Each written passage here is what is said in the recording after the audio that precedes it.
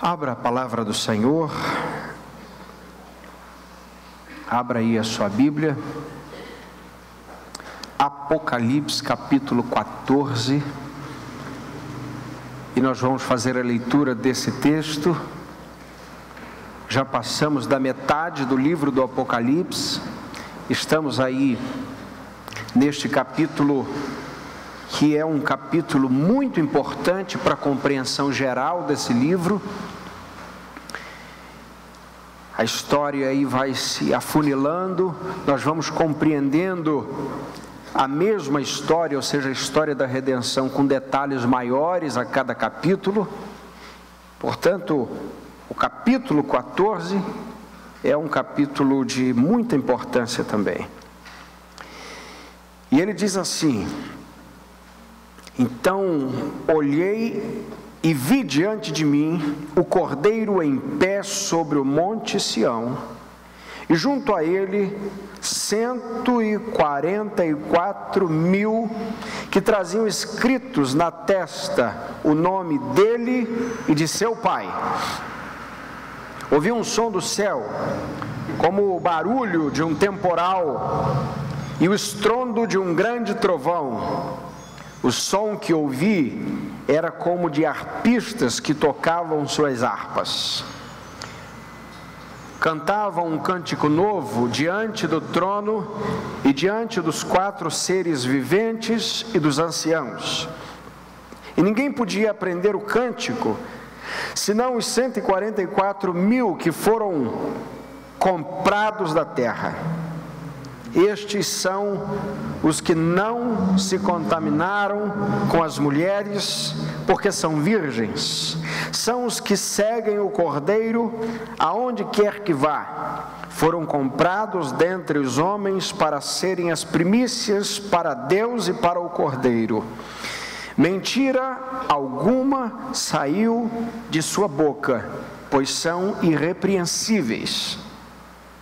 Vi outro anjo que voava pelo meio do céu e trazia um evangelho eterno para proclamar aos habitantes da terra e toda a nação, tribo, língua e povo, proclamando em alta voz: temei a Deus e dai-lhe glória, porque a hora do seu juízo chegou. Adorai aquele que fez o céu, a terra, o mar e as fontes das águas. O segundo anjo o seguiu, dizendo: caiu a grande Babilônia, que deu de beber a todas as nações do vinho da ira da sua prostituição. Seguiu-os ainda o terceiro anjo, proclamando em alta voz: se alguém adorar a besta e a sua imagem, e receber o sinal na testa ou na mão, também beberá o vinho da ira de Deus, preparado no cálice de sua ira, sem mistura, e será atormentado com fogo e enxofre diante dos santos anjos e do Cordeiro. A fumaça do seu tormento sobe para todo sempre, e não tem repouso, nem de dia e nem de noite, os que adoram a besta e a sua imagem, nem aquele que recebe o sinal do seu nome. Aqui está a perseverança dos santos, daqueles que guardam os mandamentos de Deus e a fé em Jesus. Então ouvi uma voz do céu que dizia: escreve, bem-aventurados os mortos que desde agora morrem no Senhor. Sim, diz o Espírito, para que descansem de seus trabalhos, pois as suas obras os acompanham. Olhei e vi uma nuvem branca diante de mim, e sobre a nuvem estava assentado alguém semelhante a um filho de homem, com uma coroa de ouro sobre a cabeça e uma foice afiada na mão.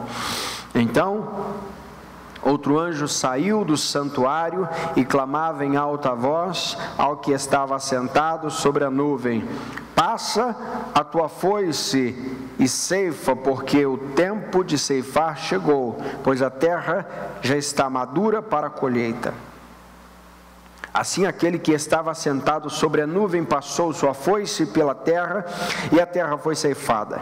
Ainda outro anjo saiu do santuário do céu, também com uma foice afiada, e do altar saiu outro anjo, com poder sobre o fogo, e clamou em alta voz ao que estava com a foice afiada: passa a tua foice afiada e colhe os cachos da vinha da terra, pois as uvas já estão maduras. O anjo passou sua foice pela terra, colheu as uvas da vinha e lançou-as no grande lagar da ira de Deus. O lagar foi pisado fora da cidade, e dele saiu sangue até a altura dos freios dos cavalos, numa extensão de 1.600 estádios. Amém. Muito bem.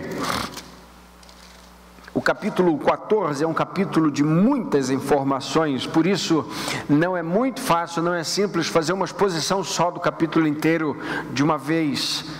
E é importante que tenhamos muita atenção nos detalhes desse capítulo, porque os detalhes são muito importantes. Eles enchem de riqueza a nossa compreensão. Por isso, fique atento nas informações inspiradas nesse texto para nós. O capítulo 14 é oposto ao capítulo 13, no sentido de que o capítulo 13, assim como o 12, traz a nós a figura tosca do inimigo. O capítulo 12 fala sobre a mulher e o dragão, o capítulo 13 fala sobre a besta que subiu do mar, mas o capítulo 14 fala sobre o cordeiro. Fala sobre a igreja e o cordeiro. E é importante, uma vez mais, compreender quem é a igreja à luz do texto de Apocalipse, especificamente agora nesse capítulo aqui. Perceba que o capítulo 14 é um capítulo que fala sobre o juízo de Deus. Fala de alguma maneira sobre o juízo que nós podemos chamar de juízo final. De alguma forma ele traz alusão a isso. Mas antes disso, ele nos dá uma visão da igreja já em adoração ao Senhor. Perceba o verso 1. Leia comigo. Então olhei e vi. O que ele viu? Diante de mim o cordeiro.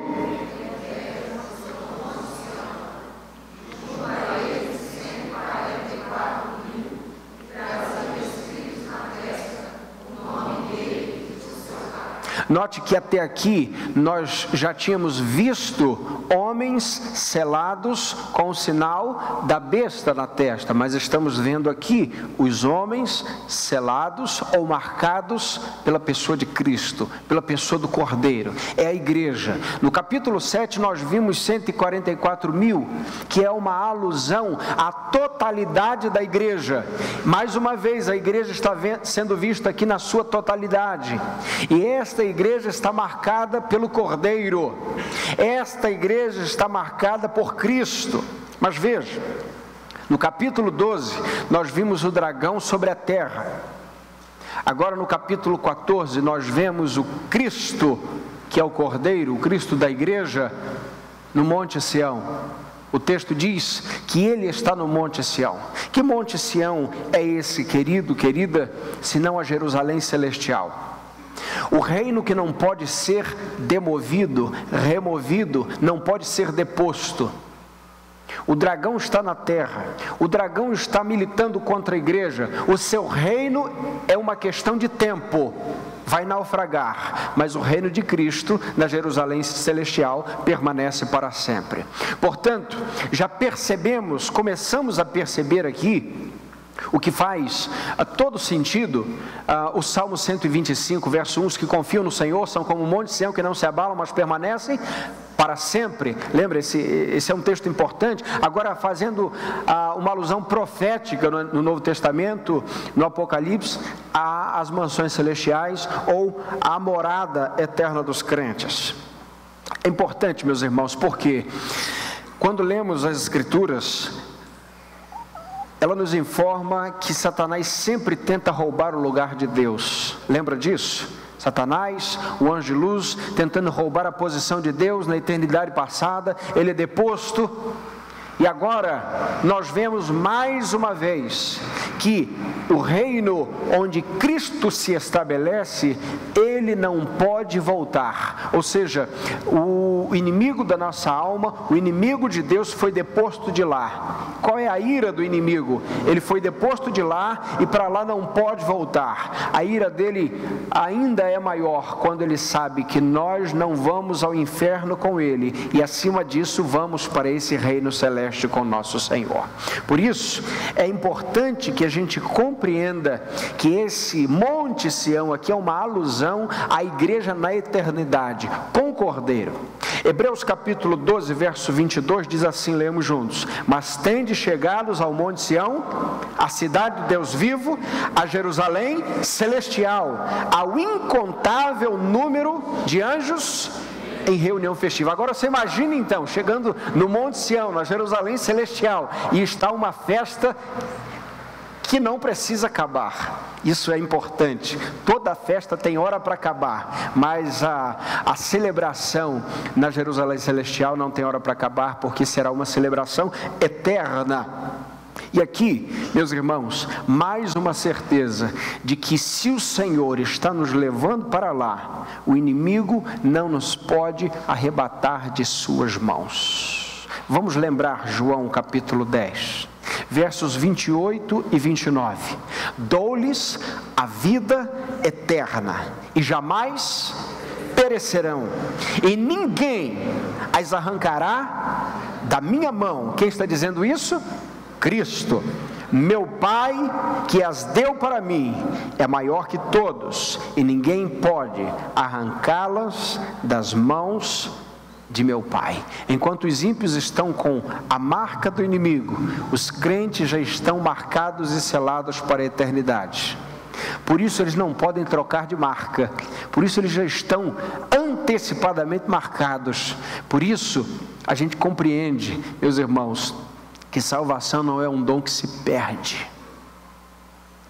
Não é um dom que se perde, porque se eu tivesse ganhado, se eu tivesse recebido de um parente, se eu tivesse recebido do governo, essa herança poderia perder, mas é uma herança eterna, que o Senhor já me deu. Nós estamos vendo aí, acompanhando essa grande catástrofe nacional lá na Venezuela, não é verdade? E uma das questões é que tanta gente que tinha tanta coisa, que tinha mais de uma propriedade, agora é dono de uma coisa só, não é verdade? Muita gente perdeu muitos bens, aquilo que estava até no seu nome. Perderam heranças seculares, coisas que vinham de geração em geração, e de repente o governo disse, agora não é mais de ninguém, agora é meu.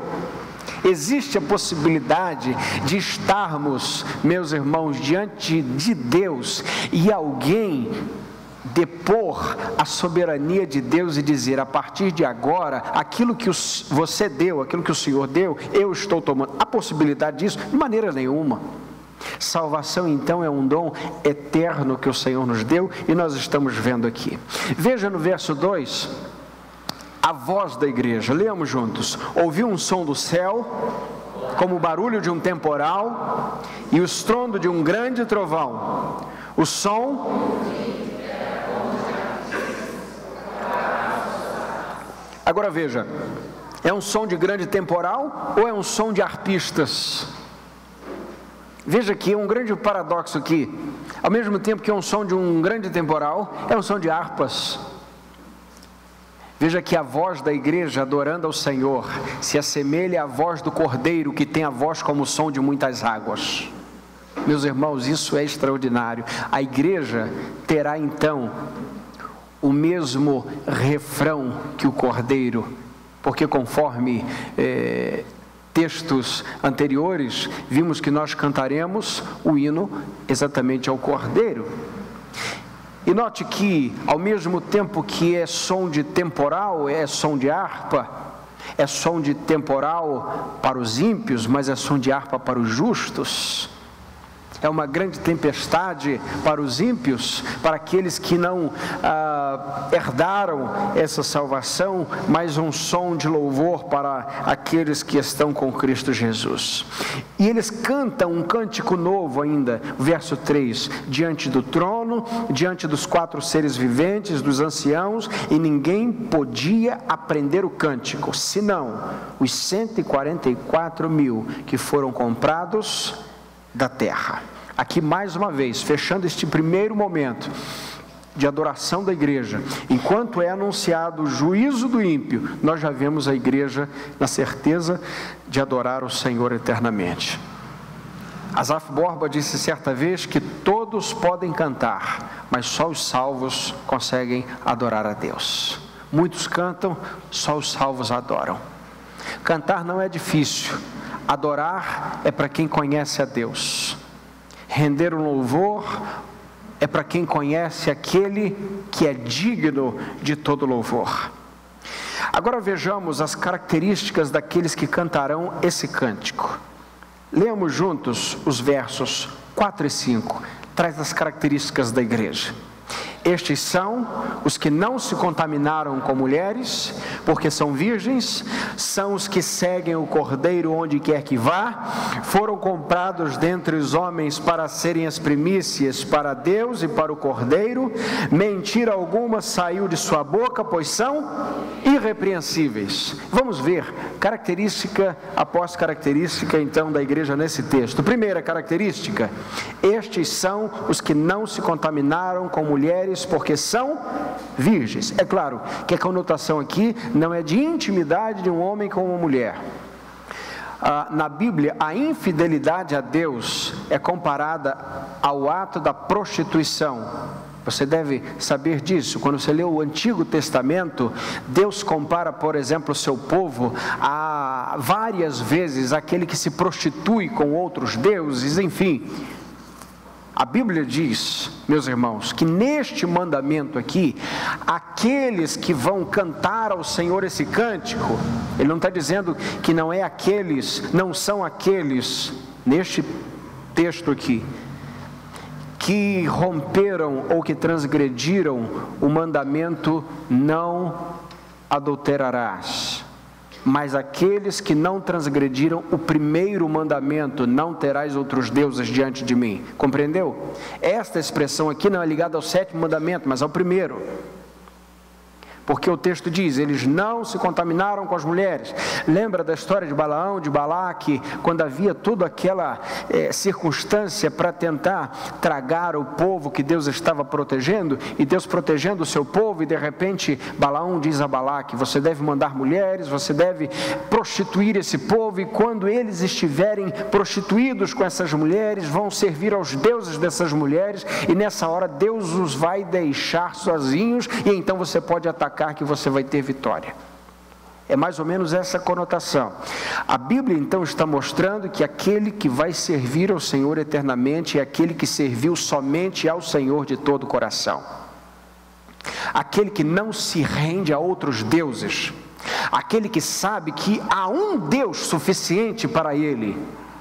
Que não é necessário recorrer a qualquer tipo de artifício, qualquer tipo de imagem, qualquer tipo de patuá, qualquer tipo de simpatia, qualquer tipo de ritual, porque tudo se resume em andar de joelhos diante de um Deus poderoso que pode todas as coisas. Estes então servirão ao Senhor, cantando ao Senhor esse cântico. Segundo lugar, eles são os que seguem o Cordeiro para onde quer que vá. Vamos repetir isso juntos? Seguem o Cordeiro para onde quer que vá. O que Jesus disse em Mateus capítulo 10, no verso 38? Quem não toma a sua cruz e não me segue, não é digno de mim. Lucas 14, 27, Jesus mais uma vez diz, quem não leva a sua cruz e não me segue, não pode ser meu discípulo. O que é seguir a Jesus para onde Jesus for? Jesus anda por aí? Bom, Cristo é a cabeça de um corpo, e o corpo dessa cabeça se chama igreja, e Cristo então anda nesse mundo através da igreja. É na igreja, porque é na igreja que ele faz morada pelo seu Espírito. E a igreja vai onde Jesus vai, e a igreja anda onde Jesus anda, e nem sempre onde Jesus anda é onde a igreja gostaria de andar. Meus irmãos, prestem atenção nisso. Tem lugar que Jesus anda que a gente não quer andar. Tem caminho que Jesus toma que a gente preferia um atalho. Quando Jesus sai de Judá, de sul para o norte, e passa por Samaria, João capítulo 4, no verso 4 vai dizer que era necessário que ele passasse por Samaria. Os discípulos nunca passavam por Samaria, porque era a terra dos samaritanos, era a terra dos impuros, era a terra dos misturados. Ninguém passava por ali se quisesse se considerar um judeu autêntico, mas Jesus passou por ali. Então Jesus passa por alguns caminhos, por algumas vielas, por algumas situações que a igreja não quer passar, mas Jesus manda que a gente passe. E aí acerta o caminho neste sentido quem segue aquele que não é só o caminho, mas que nos guia nesse caminho. Bem, em terceiro lugar, o texto diz que estes foram comprados dentre todos os homens para serem as primícias de Deus para o Cordeiro. Comprados para serem as primícias de Deus. Quando nós compramos e pagamos algo, há uma lei que nos garante que nós vamos levar para casa? Penso que sim. Por exemplo, fiz um seguro de veículo que contemplava a quilometragem livre para um primeiro reboque. Então logo precisei do reboque e estava a 300 quilômetros de distância, foi a mim negado o reboque, dizendo que eu deveria pagar por ele. Então, precisei acionar vias competentes a que me ajudassem a resolver a questão, porque eu tinha incompetência para resolver sozinho. E o caso foi resolvido. O fato é que na lei dos homens, quando a gente paga por algo, a gente tem que ter esse algo. A Bíblia diz que Deus comprou dentre os homens aqueles que seriam para ele primícia. Será que Deus, quando compra, não leva para si? Teria Deus incompetência de comprar e pagar por pessoas que não pudesse salvar? Compreende? Compreende então porque eu posso dormir, deitar a cabeça no travesseiro e saber que há um Deus capaz de, mesmo diante de toda a minha incompetência humana, Ele é poderoso para guardar o meu tesouro até aquele grande dia, porque Ele me comprou, e se Ele me comprou, Ele está me levando para a glória. Isso é algo extraordinário, que não depende de mim, porque eu era produto vencido na prateleira, mas o Senhor teve misericórdia e comprou-me com o seu sangue. E se Ele comprou, é porque Ele vai restaurar esse produto, e Ele está renovando tudo isso, até que um dia finalmente Ele glorifique e nos dê completamente nova forma.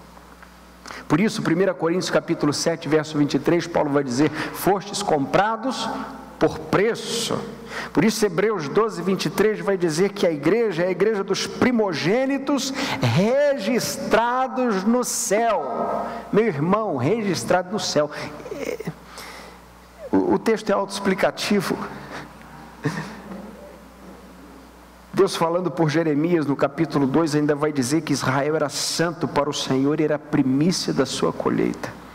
Em quarto lugar, a igreja que vai servir ao Senhor na glória, vai louvá-lo na glória, é aquele ou é aquela que mentira alguma saiu de sua boca, diz o texto ainda no verso 5.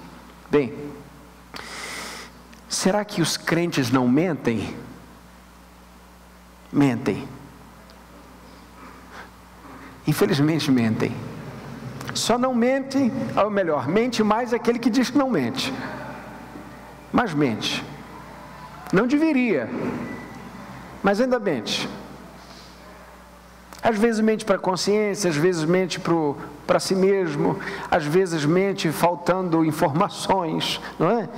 Enfim, às vezes mente falando sobre si mesmo, porque todo mundo fala o seu melhor lado e sempre faz uma selfie do melhor ângulo, não é?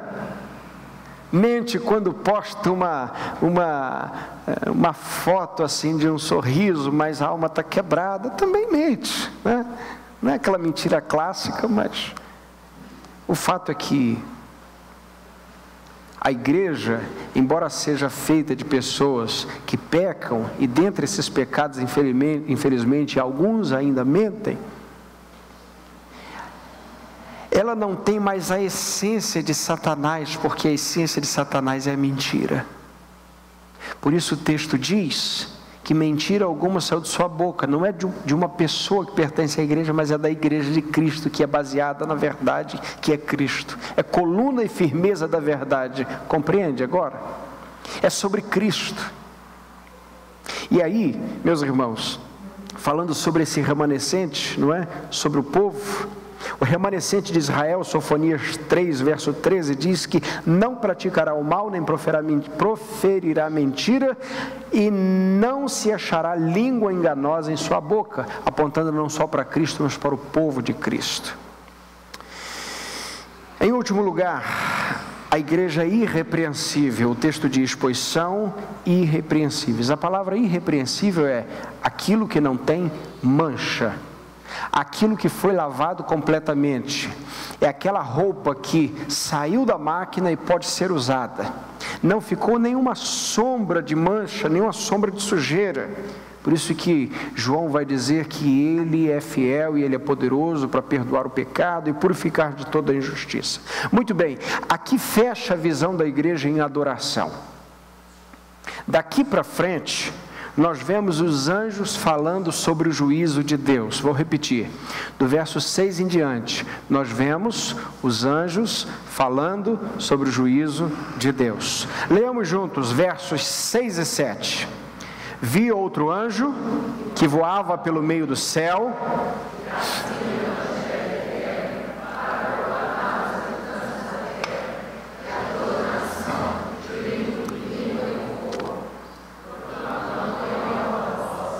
temei a Deus e dai-lhe glória, porque a hora do seu juízo chegou. Adorai aquele que fez o céu, a terra, o mar e as fontes das águas. Veja que este anjo aqui, meus irmãos, representa e aponta para toda a pregação que já foi feita do Santo Evangelho. Compreenda isso. Esse anjo, ele representa toda a proclamação que já foi feita do Evangelho para todo povo, tribo, língua e nação. Note que ele voava pelo meio do céu, ou seja, a pregação do Evangelho é visível, a pregação do Evangelho é pública, e ele proclama aos habitantes da terra, dizendo, temei a Deus, dai-lhe glória, porque a hora do juízo chegou. Ou seja, é como o último grito de aviso de arrependimento. É a oportunidade que Deus mostra antes do juízo. É nesta situação que o mundo se encontra agora. Perceba que nós estamos ouvindo já, meus irmãos, o som dos últimos a proclamarem a mensagem do Evangelho. Nós não sabemos em quanto tempo vai se fechar essa cortina da história da redenção, mas nós sabemos que há dores de parto gritantes na humanidade que nos mostram que isso vai acontecer, e que isso já tem se desenrolado. E aí, a gente leu agora no início o Salmo 95, que também tem uma parte dele lá em Hebreus capítulo 3, nos versos 7 e 8, que diz, assim como diz o Espírito Santo, hoje, se ouvirdes a sua voz, não endureçais o vosso coração.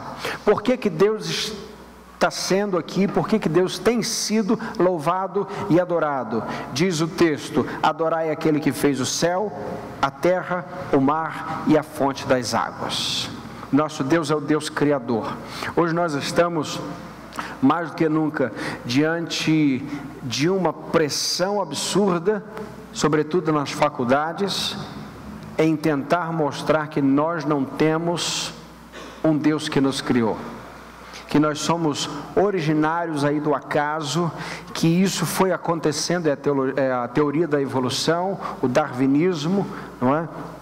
O fato é que, desde o início, percebam, do Gênesis capítulo 1 até o livro de Apocalipse, a Bíblia já diz: Deus criou os céus e a terra, Deus criou a nossa vida, a nossa condição, ela vem de Deus. Muito bem, diante disso, nós vemos um segundo anjo, e o verso 8 fala desse segundo anjo. Leamos juntos. O segundo anjo seguiu dizendo, juntos: caiu a grande Babilônia, que deu de beber a todas as nações do vinho da ira da sua prostituição. Quem é a grande Babilônia, meus irmãos? A grande Babilônia é a falsa igreja, a falsa religião. Em Gênesis capítulo 11, começou uma grande construção da chamada Torre de Babel. Qual era a intenção da Torre de Babel? Vamos fazer uma torre cujo topo toque no céu. Tentar alcançar o céu sem a ajuda de Deus. Tentar alcançar o céu pelos próprios méritos. Tentar alcançar o céu pelas próprias obras. Essa é a falsa religião. Não é a religião que confia na graça, que confia no religare que é Cristo, que religa o homem a Deus. É a falsa religião que mostra que o líder da igreja manda mais do que Cristo, que sua palavra tem peso como a de Cristo ou ainda mais. E diante disso, meus irmãos, nós percebemos que o âmago da falsa religião é tentar ser como Deus, é tirar o prestígio da soberania de Deus e dizer: eu fiz isso sem Deus. Agora perceba, pode ser que você esteja numa igreja verdadeira, pode ser que você esteja ouvindo canções verdadeiras de louvor, e pode ser que você esteja ouvindo o verdadeiro evangelho, ainda assim faça parte da falsa igreja, porque tenta viver uma vida por si mesmo, sem contar com o poder de Deus. O prazer maior está em dizer: eu consegui fazer isso, eu fechei essa etapa, eu consegui caminhar até aqui. E aqui, meus irmãos, viver contra a vontade de Deus é também pertencer à falsa igreja. Terceiro anjo, verso 9 até o 11, leamos juntos. Seguiu-os ainda o terceiro anjo, proclamando em alta voz: se alguém adorar a besta e a sua imagem, e receber o sinal na testa ou na mão, também beberá do vinho da ira de Deus, preparado no cálice de sua ira, sem mistura, e será atormentado com fogo, enxofre, diante dos santos anjos e do Cordeiro. A fumaça do seu tormento sobe para todo sempre, e não tem repouso, nem de dia, nem de noite, e os que adoram a besta e a sua imagem, nem aquele que recebe o sinal do seu nome. Bem, vemos aqui consequências eternas de não servir a Jesus. Vemos aqui, meus irmãos, um conceito de inimizade contra Deus. Não tem a marca do Cordeiro, tem a marca do mundo. Perceba o que diz Tiago capítulo 4, verso 1. Tiago capítulo 4 diz o seguinte, verso 1: infiéis, não sabeis que a amizade do mundo é inimizade contra Deus? Portanto, quem quiser ser amigo do mundo, se coloca na posição de inimigo de Deus.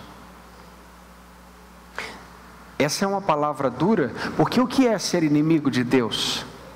Ser inimigo de Deus é saber exatamente aquilo que Deus quer e não fazer aquilo que Deus quer. É se rebelar contra Deus.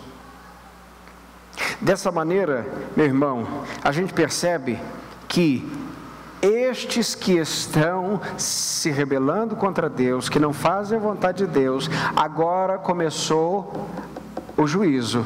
E o juízo é beber o cálice da ira de Deus sem mistura.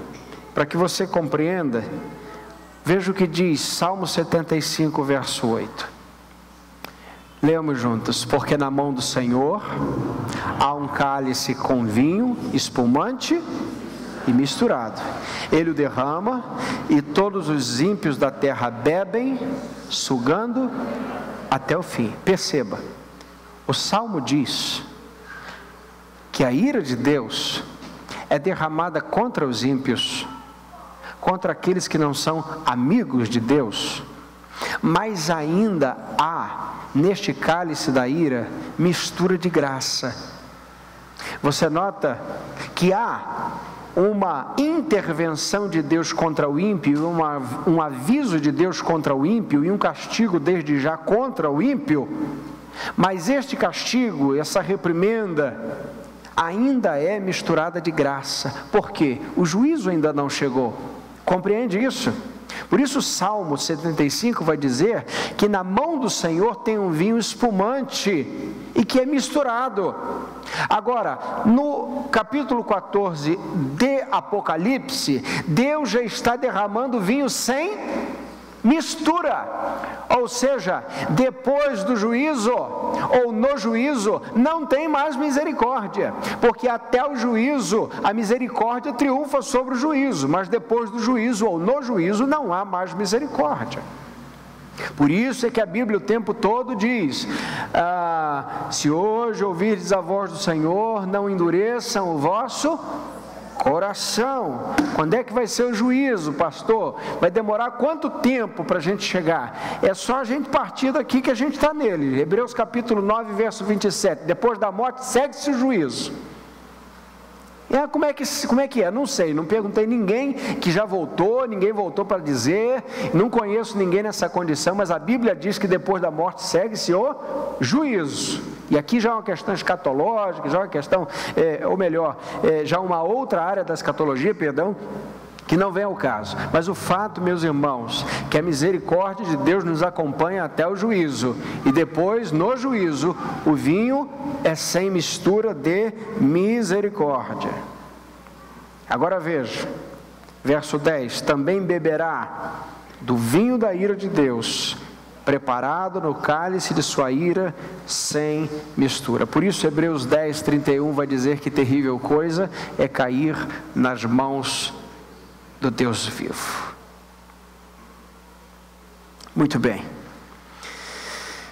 Esses ímpios começam a sofrer depois do juízo, e aqui já há uma alusão do inferno, falando sobre fogo, falando sobre enxofre, falando sobre fumaça, falando sobre ausência de descanso, e a gente sabe que fogo tem a ver com dor, tem a ver com queimaduras intensas, enxofre tem a ver com asfixia, tem a ver com envenenamento, e ao mesmo tempo que há essa sensação de asfixia, de envenenamento, de dor, os homens procurarão a morte, mas não encontrarão mais a morte, e esta é a sensação de estar no inferno.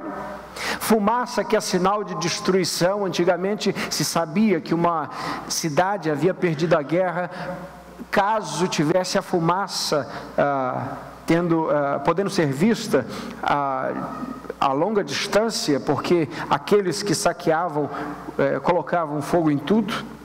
E a ausência de descanso. O texto diz que eles não terão descanso. O que Jesus nos convida a ter, meus irmãos?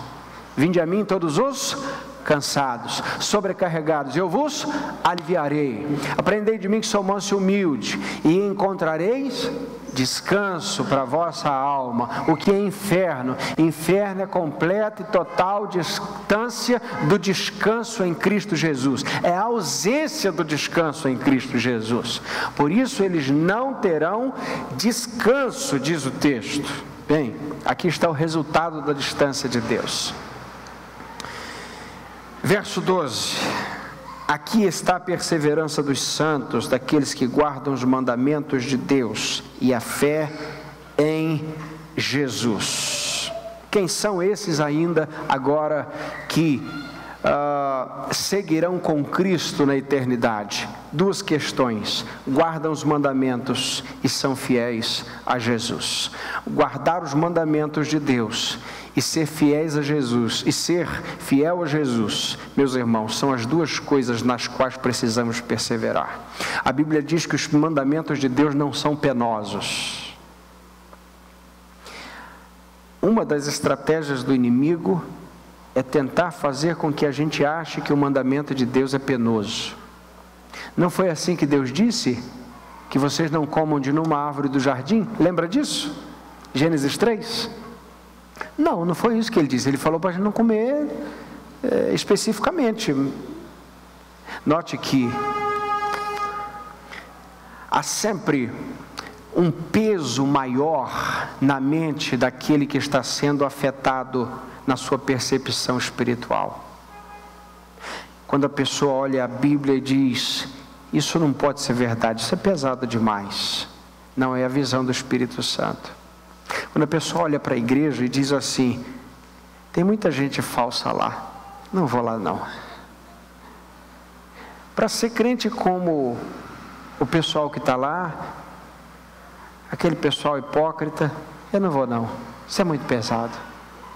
Note que a visão espiritual vai sendo movida, e todas as desculpas vão encontrando lugar no coração.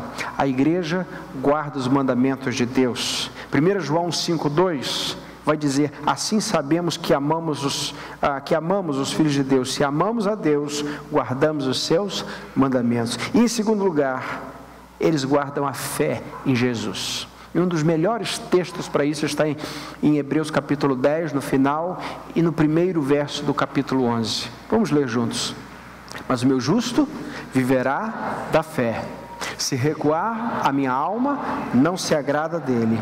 Nós, porém, não somos dos que recuam para a destruição, mas dos que creem para a preservação da vida.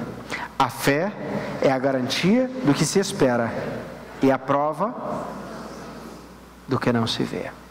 Muito bem, meus irmãos, vamos partindo para a conclusão, ou para a parte final do texto. Veja o verso 13, leamos juntos. Então ouvi a voz do céu que dizia: escreve, bem-aventurados os mortos que desde agora morrem no Senhor. Sim, diz o Espírito, para que descansem de seus trabalhos, pois suas obras os acompanhem. Veja que coisa, no mínimo, inusitada para nós. Felizes os mortos. Veja, só no Evangelho você encontra isso. Felizes os que choram. Felizes os pobres de espírito. Felizes os perseguidos. Aí, para fechar a tampa, felizes os mortos.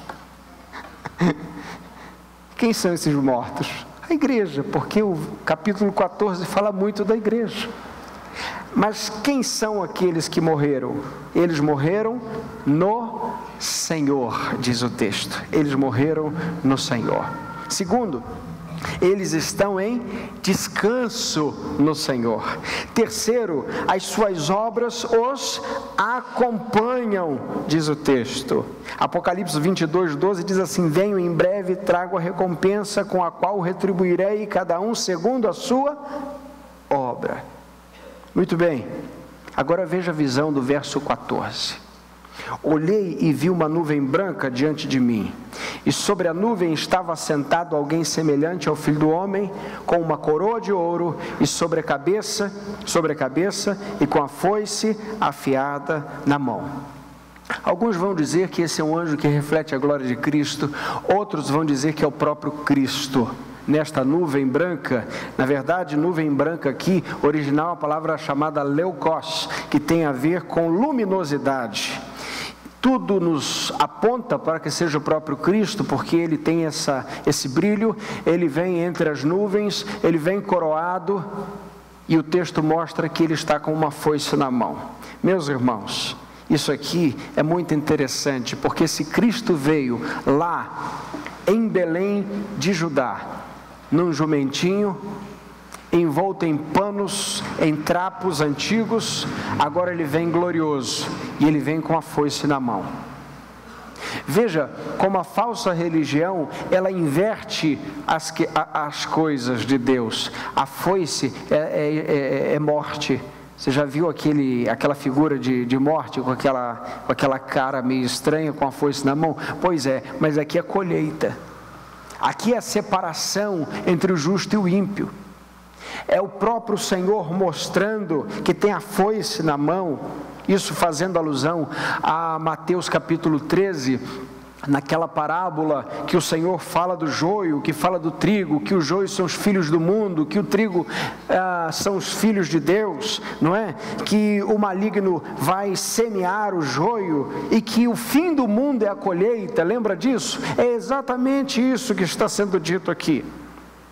E aí o verso 15 diz: outro anjo saiu do santuário e clamava em alta voz ao que estava sentado sobre a nuvem: passa a foice, passa a tua foice e ceifa, porque o tempo de ceifar chegou, pois a terra está madura para a colheita. Assim aquele que estava sentado sobre a nuvem passou a sua foice pela terra, e a terra foi ceifada.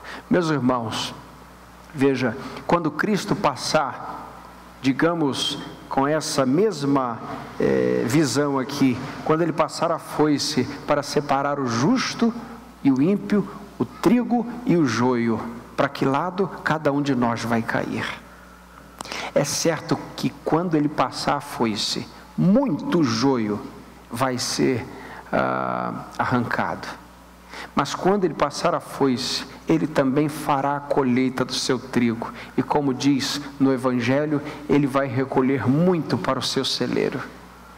Ele vai trazer muito para si mesmo. E aqui a gente sabe que o Senhor saberá fazer isso muito bem com os seus próprios anjos. Resultado final ou visão final do texto está nos versos 17 até o 20. Eu queria que a gente lesse juntos. Vamos ler esses versos juntos. Ainda outro anjo saiu do santuário no céu, também com uma foice afiada. E do altar saiu outro anjo com o poder sobre o fogo, e clamou em alta voz ao que estava com a foice afiada: passa a tua foice afiada e colhe os cachos da vinha da terra, pois as uvas já estão maduras. O anjo passou sua foice pela terra e colheu as uvas da vinha e lançou-as no lagar da ira de Deus. O lagar foi pisado fora da cidade, e dele saiu sangue até a altura dos freios dos cavalos, numa extensão de 1.600 estádios. Bem, aqui mais uma vez temos uma visão simbólica. Aqui, o tamanho que é visto aqui é em tese o mesmo tamanho da terra de Israel, por exemplo, de Dan a Berseba, ou do sul até o norte. Mas o fato é que essa visão de arrancar as uvas, porque elas já estão maduras, para lançar no lagar, é porque tem a ver também com o pisoteamento da uva e com a ira do Cordeiro, a ira do Senhor. Mas finalmente ele dá aqui uma visão sobre as figuras dos cavalos sendo submersos até a altura da sua boca. Viu isso no texto? Por que essa visão aqui? A gente sabe que até o século passado, digamos até o século XIX completo, não o 20 completo, mas o 19 completo, a máquina de fuga dos homens eram os cavalos. A máquina de força eram os cavalos. Por isso o salmista vai dizer: uns confiam em carros, não é? Ou seja, nos aparelhamentos dos cavalos. Mas nós faremos menção do nome do Senhor.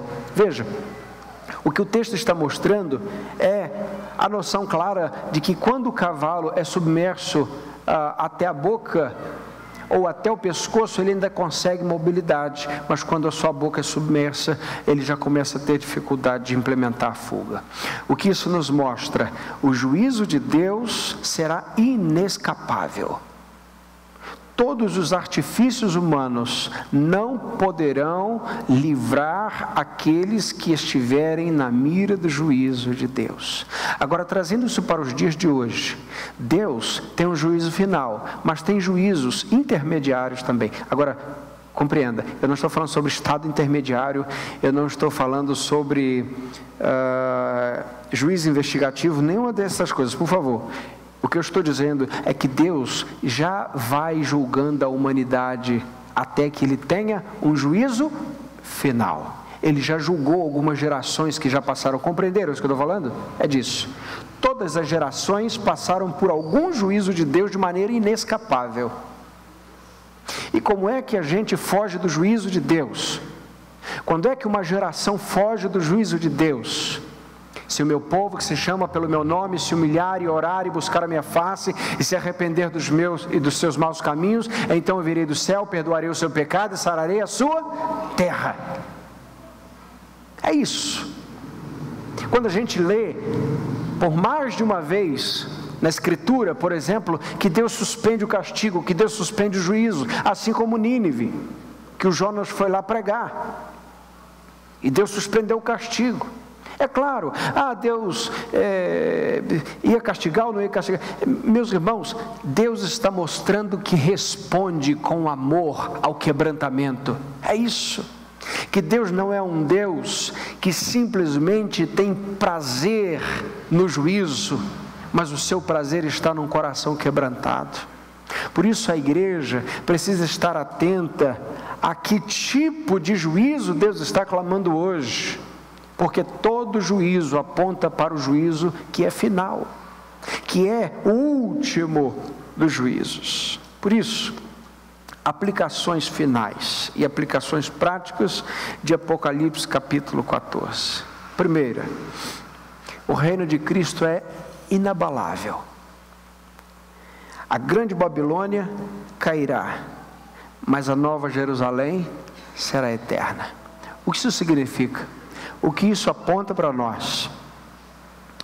Tudo que for falsa religião, tudo que for falsa devoção, tudo que for inimizade contra Deus, um dia isso tem fim. O que não tem fim é o reino de Cristo. O que não tem fim é a igreja. Hoje, meus irmãos, nós temos um número absurdo de cristãos perseguidos. E o Apocalipse já nos mostra isso claramente. Mas perceba que quanto mais a igreja for perseguida, mais a igreja vai prosperar na terra. Não prosperar com templos, mas prosperar na fé.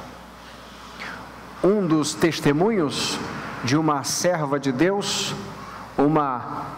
na história da igreja cristã, chamava-se Landina, era uma escrava cristã, diante de seu algoz, quando ele estava tirando a sua vida por ser uma serva do Senhor, ela disse para o seu algoz: viva, te vencerei, morta, lhe vencerei ainda mais.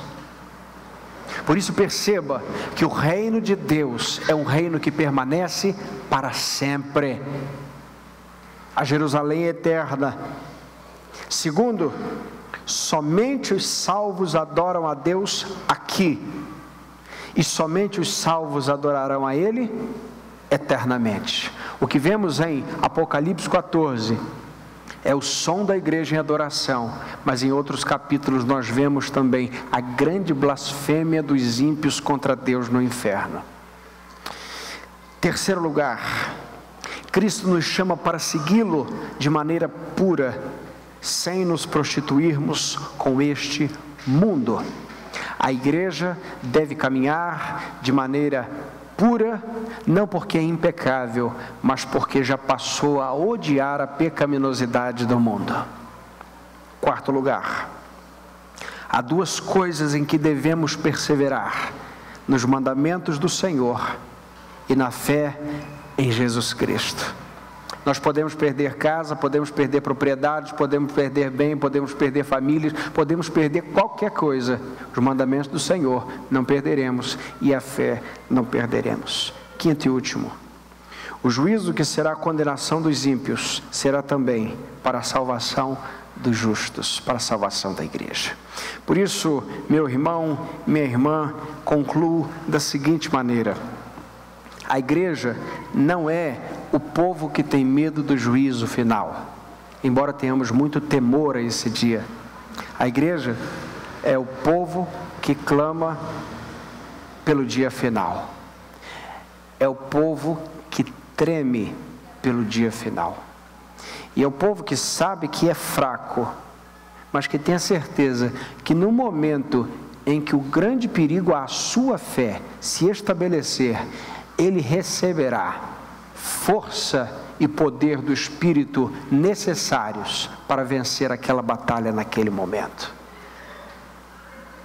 Por isso, quando vemos a grande luta da igreja, nós nos sentimos fracos e por vezes temerosos, mas nós temos uma certeza: que no momento certo e adequado, Deus nos fortalecerá pelo seu Espírito. Que Deus nos abençoe nessa noite, em nome de Jesus. Amém.